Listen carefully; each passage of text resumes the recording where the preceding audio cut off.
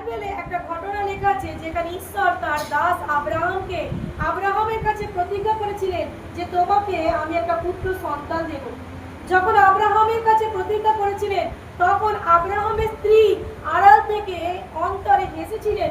এই কারণে হেসেছিলেন যে আমি তো বুড়ি হয়ে গেছি, আমার তো মাসিক ধর্ম বন্ধ হয়ে গেছে, তাহলে আমি কি করে সন্তানের মা হব।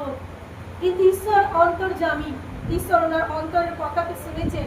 আর ঈশ্বর যে সমস্ত অসম্ভবকে সম্ভব করতে পারেন সেটা ওনার হয়তো জানা ছিল না।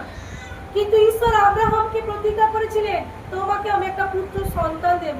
যখন আব্রাহামের কাছে সেই পুত্র সন্তান এলো তখন আব্রাহামের বয়স ছিল 100 বছর। যখন প্রতিজ্ঞা করেছেন তার 1 বছর পরেই আব্রাহামের সন্তান হয়ে যায়নি। আব্রাহামের যখন 100 বছর বয়স হয় তখন আব্রাহামের সন্তান হয়।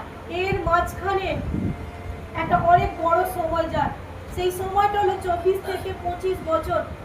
আব্রাহাম এই সময়ে একবারও ধৈর্য হারা হয়নি যে আমি তো বুড়ো হয়ে মরতে চললাম, কবে আমার জীবনে ঈশ্বরের প্রতিজ্ঞা পূর্ণ হবে।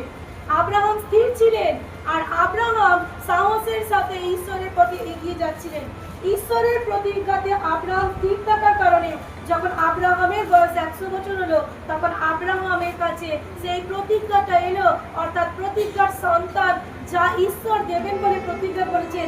আব্রাহাম